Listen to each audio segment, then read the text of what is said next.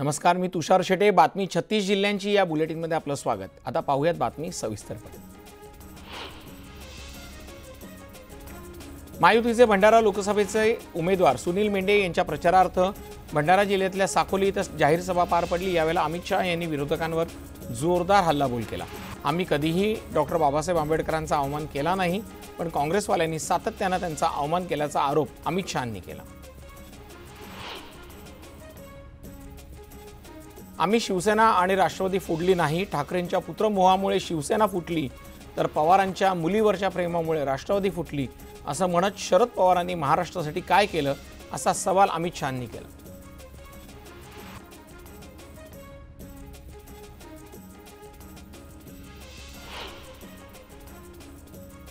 आम्ही बहुमताचा उपयोग हा कलम 370 हटवण्यासाठी केला.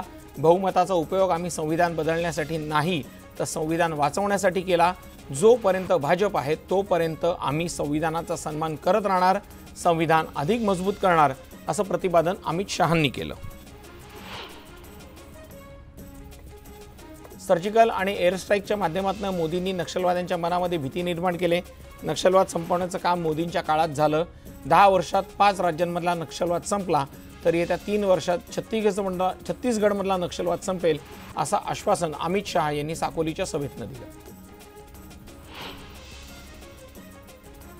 साकोलीच्या सभेतनं उपमुख्यमंत्री देवेंद्र फडणवीस यांनी काँग्रेसवर सडकून टीका केलेली आहे.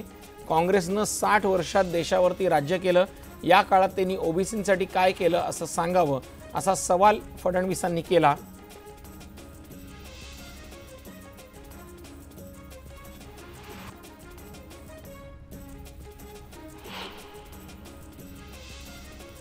मुख्यमंत्री एकनाथ शिंदे यांनी बाबासाहेब आंबेडकरांच्या जयंतीनिमित्त चैत्यभूमीवरती जाऊन अभिवादन केलं. यावेळेला त्यांनी माध्यमांशी बोलताना विरोधकांच्या टीकेला प्रत्युत्तर दिलं. संविधान बदलण्याचा कट असल्याचा आरोप हा तथ्यहीन नसून संविधान बदलण्याची कुणाचीही हिंमत नाही, असं मुख्यमंत्र्यांनी ठणकावून सांगितलं. तर काँग्रेसला जे 60-70 वर्षात जमलं नाही, ते मोदींनी 10 वर्षात करून दाखवलं, असा दावा शिंदेंनी केला. माओवाद्यांच्या कारवायांसाठी प्रसिद्ध असलेल्या अतिसंवेदनशील धानोरा इथं उपमुख्यमंत्री देवेंद्र फडणवीस यांची जाहीर सभा पार पडली. आपल्या गाडीत सर्वांना जागा आहे, आपलं इंजिन विकासाकडे जातंय, तर राहुल गांधी फेल इंजिन घेऊन निघाल्याची टीका फडणवीसांनी केली. भाजपाबद्दल उद्धव ठाकरे जे आक्षेपार्हपणे बोलत आहेत, त्यावरून त्यांचं मानसिक संतुलन बिघडलंय, असा टोला महाजनांनी लगावला. उद्धव ठाकरेंच्या बोलण्यावरनं राजकारणात स्तर किती खाली चाललाय हे समजतं. उद्या निकाल लागेल तेव्हा त्यांना त्यांची जागा दाखवून देऊ, असंही महाजन म्हणाले. शरद पवारांनी सुनेत्रा पवारांबद्दल केलेल्या वक्तव्याचा महिला आयोगाच्या अध्यक्षा रुपाली चाकणकरांनी निषेध केलाय.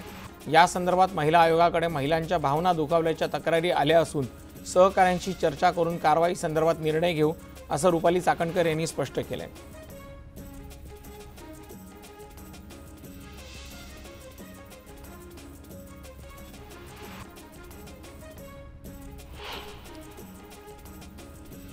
सत्ताधारी शरद पवारांना संपवण्याचा विचार करत आहेत, असा आरोप सुप्रिया सुळेंनी केलाय. तर शरद पवारांच्या वक्तव्यामुळे सुनांचा अपमान झाला, यावर सुप्रिया सुळेंनी बोलणं टाळलं. मतदारसंघामध्ये जाऊन प्रचार करताना सर्वांमध्ये उत्साह आणि उत्तम प्रतिसाद मिळतोय. माझ्यावरची जबाबदारी उत्तमरित्या पार पाडण्याचा प्रयत्न करेन, असं वक्तव्य सुनेत्रा पवारांनी केलंय. तर ही निवडणूक वैचारिक मुद्द्यांची आहे, नात्यांची नाही, असंही त्यांनी स्पष्ट केलं.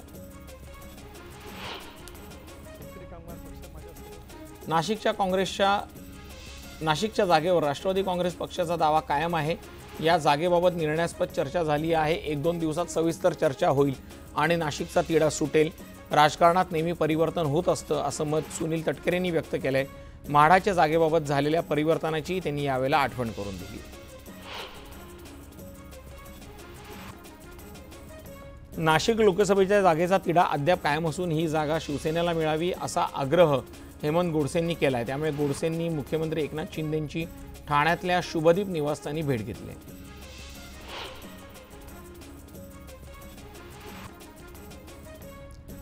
जोपर्यंत नाशिक लोकसभेसाठी अधिकृतरित्या उमेदवाराचं नाव जाहीर होत नाही, तोपर्यंत महायुतीच्या प्रत्येक पक्षाला जागा मागण्याचा अधिकार आहे, असं वक्तव्य छगन भुजबळांनी केलंय.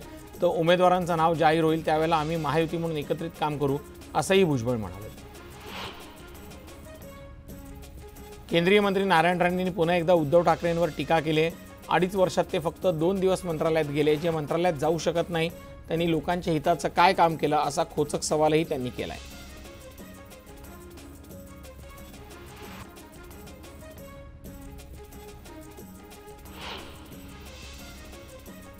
नारायण राणेंना मानसिक आजार झाला असून ते काहीही बडबडतात, त्यांचं बोलणं मनावर घेऊ नये, त्यांनी लवकरात लवकर उपचार घेऊन बरे व्हावेत अशा त्यांना शुभेच्छा आहेत, अशा शब्दात सुषमा अंधारे यांनी नारायण राणेंवर निशाणा साधलाय।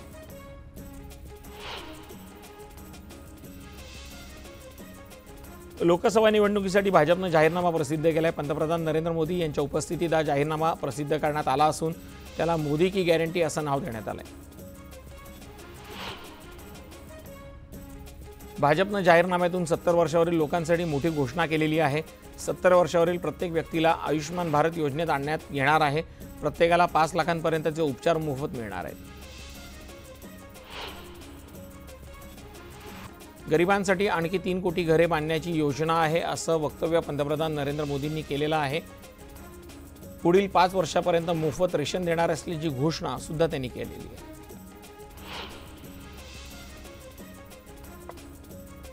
पीएम किसान योजनेचा लाभ यापुढे 10 कोटी शेतकऱ्यांना मिळणार असल्याचं भाजपनं जाहीरनाम्यात म्हटलंय, तर मुद्रा योजनेची व्याप्ती 20 लाखांपर्यंत वाढवणार असल्याची घोषणा भाजपनं केलेली आहे। 3 कोटी महिलांना लखपती दीदी बनवणार असल्याची घोषणा पंतप्रधान मोदींनी केली, तर महिला खेळाडूंसाठी विशेष सुविधा उपलब्ध करून देणार असल्याचं आश्वासन भाजपनं जाहीरनाम्यातनं दिलंय।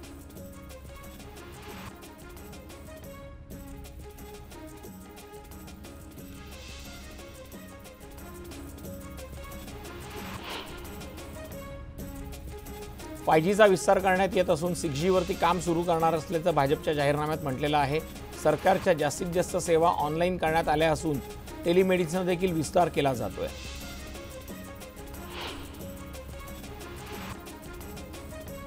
पंतप्रधान नरेंद्र मोदी यांनी देशात 3 नव्या बुलेट ट्रेन तयार करण्याचं आश्वासन दिलंय। उत्तर भारत, दक्षिण भारत, पूर्व भारत अशा भारताच्या 3 भागात एक बुलेट ट्रेन देण्यात येईल असं मोदी म्हणाले। जगातली सर्वात मोठी अर्थव्यवस्था असणाऱ्या पहिल्या 3 देशांमध्ये भारताचा समावेश करण्यासाठी प्रयत्न करणार असल्याचं मोदींनी सांगितलंय, तर 2047 पर्यंत भारताला विकसित राष्ट्र बनवणार असल्याचं आश्वासनही मोदींनी दिलेलं आहे। भाजपचा जाहीरनामा हा फेकू जाहीरनामा असल्याची टीका काँग्रेसचे प्रदेशाध्यक्ष नाना पटोलेंनी केली, तर महाविकास आघाडीला ज्या जागा मिळायला हव्या होत्या त्या मिळाल्या नाहीत, त्यामुळे सर्वच समाधानी नसल्याची कबुलीही नानांनी दिली। सोलापूर आणि माढा लोकसभा मतदारसंघ या निवडणुकीत बदल होईल। महायुतीला राज्यात 25 जागा देखील मिळणार नाहीत, तर देशात भाजपला फक्त 200 जागा मिळतील असं मोठं विधान शेकापच्या जयंत पाटलांनी केलंय, तर माढ्याच्या जागेवर आपण मोहिते पाटलांना पाठिंबा देत आहोत असंही त्यांनी सांगितलंय।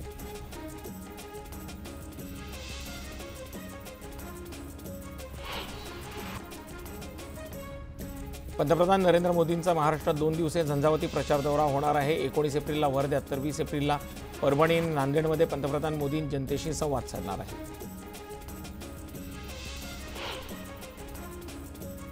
वाशिम जिल्ह्यातील रिसोड आणि कारंजा या विधानसभा मतदारसंघात गृहमतदानाची प्रक्रिया सुरू झालेली आहे। आतापर्यंत वाशिम जिल्ह्यात 995 वयोवृद्ध आणि दिव्यांग मतदारांचे मतदान पार पडणार आहे।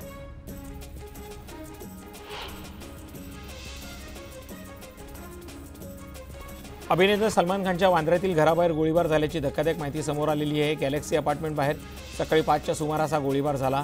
2 अज्ञातांकडून सलमानच्या घराबाहेर 6 राऊंड फायर करण्यात आल्यानं खळबळ माजलेली आहे। दुचाकीवरून आलेल्या व्यक्तींनी हा गोळीबार केला असून गोळीबारात सीसीटीव्ही समोर आले। सलमानच्या घराबाहेर गोळीबार प्रकरणात वापरण्यात आलेली दुचाकी पोलिसांना सापडली। गोळीबारासाठी ही दुचाकी वापरण्यात आल्याची प्राथमिक माहिती समोर आलेली आहे, तर फॉरेन्सिक टीमनं अधिकचा तपास सुरू केला। दरम्यान मुख्यमंत्री एकनाथ शिंदे यांनी सलमान खान यांच्याशी फोनवरून चर्चा केलेली आहे। सलमानच्या सुरक्षेत वाढ करण्याच्या सूचनाही त्यांनी दिलेल्या आहेत, तर गोळीबार करणाऱ्याचा पोलिसांकडून शोध सुरू असल्याची माहिती त्यांनी दिली।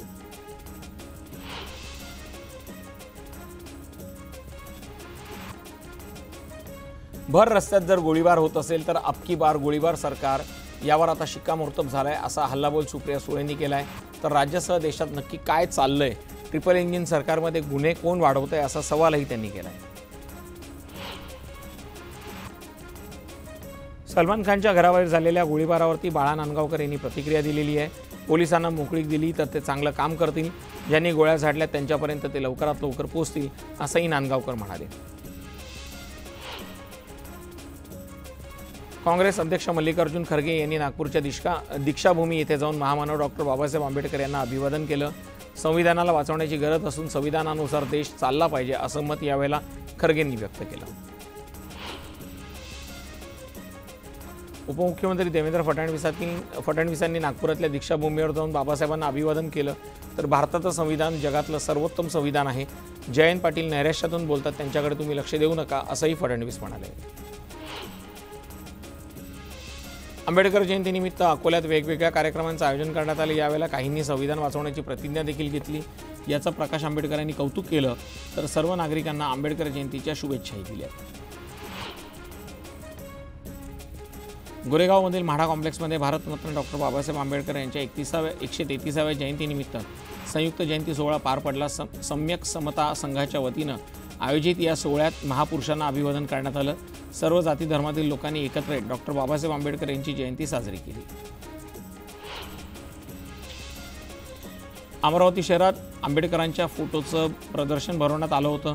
1918 ते 1956 या कालखंडातील फोटोंचं प्रदर्शन पाहण्यासाठी विद्यार्थ्यांसह नागरिकांनी गर्दी केली होती।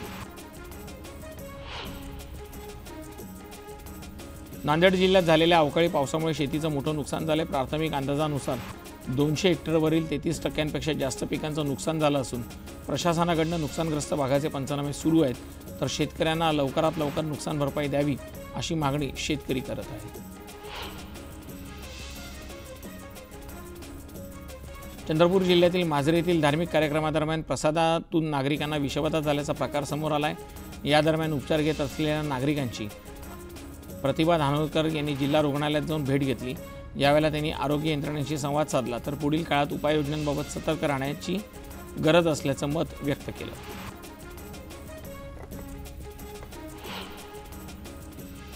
बातमी 36 जिल्ह्यांची मध्ये वेळ झालेली आहे एका छोट्याशा ब्रेकची। कुठेही जाऊ नका, पाहत रहा न्यूज 18 लोकमत।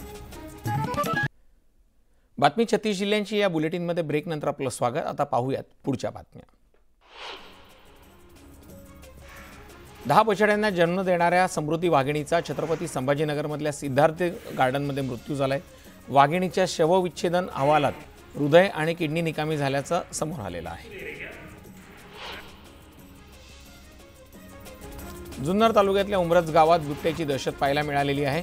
पिंजऱ्यात कैद असलेल्या एका कुत्र्याची शिकार करण्यासाठी बिबट्या आला होता, मात्र शिकार न करताच 2 बिबट्यांनी काढता पाय घेतला। सांगलीच्या वाळवा तालुक्यात वाटेगाव येथील शेतात 5 गव्यांच्या कळपाचं दर्शन झालं। शेतात गवे शिरल्यानं शेतकऱ्यांमध्ये घबराटीचं वातावरण निर्माण झालं असून वन विभागानं याकडे लक्ष द्यावे अशी मागणी ग्रामस्थांनी केली आहे। बुलेटिनमध्ये वेळ झालेली आहे पुन्हा एकदा एका छोट्याशा ब्रेकची। कुठेही जाऊ नका, पाहत रहा न्यूज 18 लोकमत।